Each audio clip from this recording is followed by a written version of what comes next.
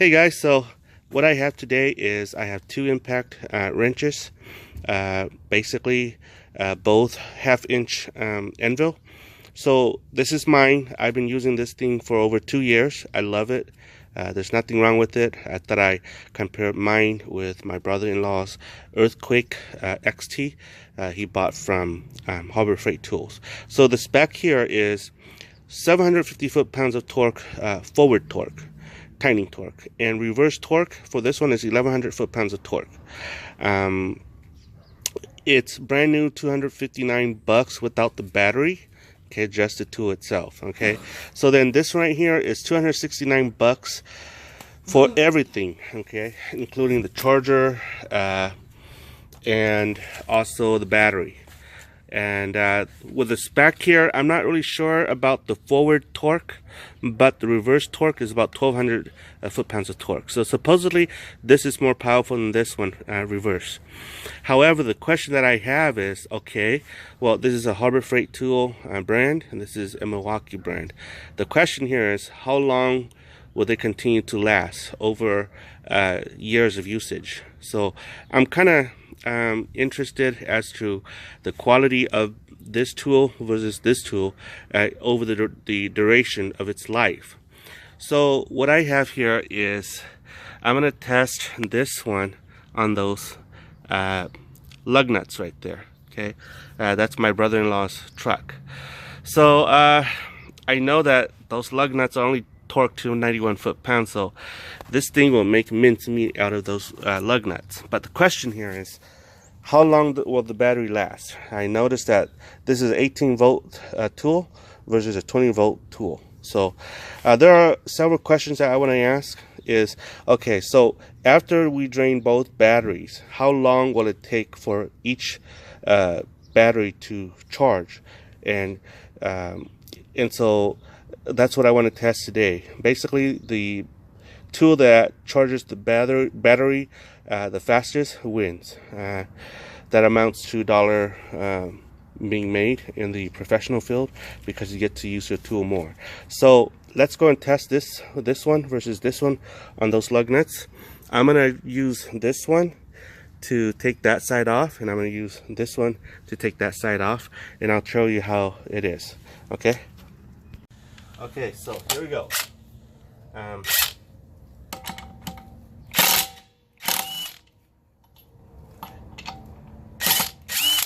Feels different from my Milwaukee, and I noticed I'm more used to it stopping, and then by the time I stop, this thing comes off.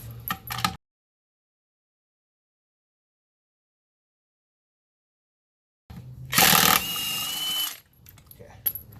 So I noticed that the RPM on the anvil here when it turns, it's slower than mine.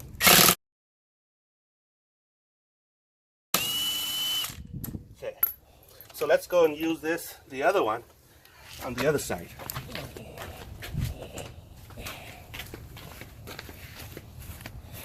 So my Milwaukee is a little bit heavier, and of course I've been using this for over 2 years now, and I love it.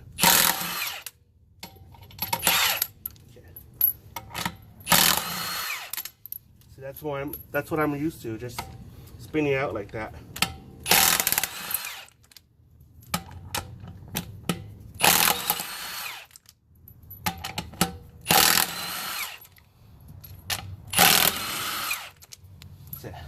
So as you can see, I'm more used to this, and I'm more fluid with this. It just comes out naturally. Okay, so you saw me use that, and this is my impression, guys. What I found out about this one, okay, is that it has a brake. Watch this. And it stops instantaneously. With my Milwaukee, it does not have a brake. Watch. And it still spins. Watch this. See that? So this one has a brake. That's the advantage this one has over this one. Okay. And as far as slow speed, watch this. You can slowly okay. Okay, so this one doesn't seem to, okay, you know how this one goes like this? You can slowly up the speed on this one. And then this one, it starts at a certain RPM. There you go. And then it'll just go up. So it depends on how you use the toys here. I like this one better because you can slowly screw in, and then you can then go to maximum speed. With this one, you can't do that. You can, with this one, it starts at a certain RPM. Watch this. There you go. It just goes boom, like that. Okay. So, if you put these two side by side, you'll see that from here, they look alike. Okay. You can't tell the difference. Only that this is M18. The housing here is basically the same. The difference is that there's this little groove, okay? But I feel like this is a copy from the Milwaukee. As you can see here, the two bolts that goes here and the two bolts that goes here, they are almost similar, okay? And here, see, they are very, very similar, okay? So this is what my take on this is that this is almost a clone of this one, or either that or this is actually a clone of this one with some minor difference in engineering inside. That's what I get, okay? So this, it goes from 0 to 2,200 RPM. And let's see, does it say anything like that here? It doesn't have any RPM on this one.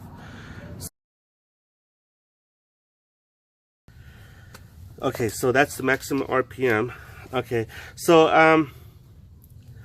as far as power wise, according to the numbers, this is more powerful by 100 foot-pounds of torque. And that's it. But I noticed that this one, the reason why I could not, you know, as when you saw what I did earlier, I was spinning and then I stopped and I was waiting for the bolt, the bolt to come off, or the lug nut to come off. It didn't. The reason why is because once you stop the trigger here, once you stop pulling the trigger here, it breaks. So that's why I couldn't pull out the. That's why I was waiting for the lug nut to fall out, and it didn't. Okay, so and I was used to this one, you know, with the lug nut coming out. And the reason was because this one kept spinning, and there, this one kept spinning, while this one stops instantaneously. See? So watch. 1, 2, 3, go. 1, 2, 3, go. See? So this one stops first, and there's a brake in here. You could actually feel the brake. Watch how this thing wobbles back and forth when I let go. Watch, and watch how this thing doesn't wobble. Watch. See how this thing wobbles? It's because there's a brake in here and it's stopping it. Okay, so that's that, guys. So let's see, am I forgetting anything? Battery. Okay, so the battery here. You look at this. See how the Milwaukee is? Okay. In order for you to take out the battery, you have to press these two. Okay. Like that. Okay. This is just like that. You press these two little lever right here, and it comes out. Okay. And just like that. Okay. So they're similar in size, as you can see. They're similar in height. All right. And but this is supposed to be the Harbor Freight is supposed to be 20 volt, and this is supposed to be 18 volts. So that's the difference. They're similar in size. 1, 2, 3, 4, 5. 1, 2, 3, 4. So there's 4 connectors here. There's there's 4 connectors here and 5 connectors here. That's the difference here. But as far as this, they look very, very similar, guys. And yeah, I feel like this is a clone with a, you know, newer technology behind it. And even the button here is located at the same spot. Okay, so that's that. Okay guys, so what do you think? You saw the test, you saw the drill, you saw the differences and stuff like that. We know that this is brushless.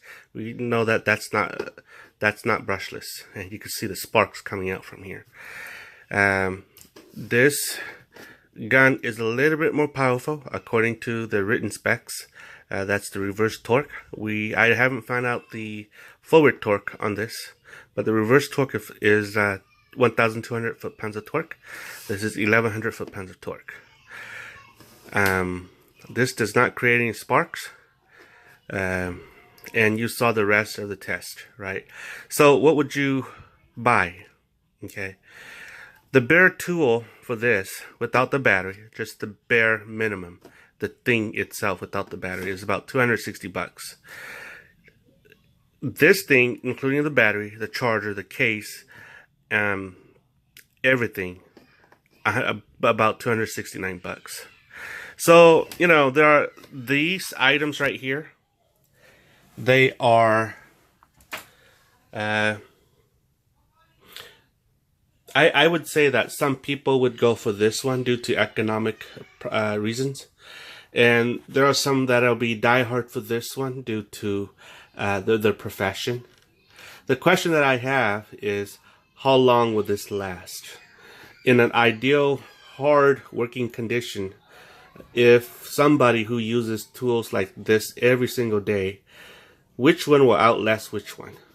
Me, personally, this will outlast that one. Okay. Just by testing this is a little bit more higher quality, but then again, you get what you pay for, right? So if you are somebody who is a do-it-yourself weekend warrior who doesn't work on a lot of stuff with impact wrenches, you don't really need something that's professional grade like this, then this is probably good for you. And this is probably good for the budget-minded folks, okay?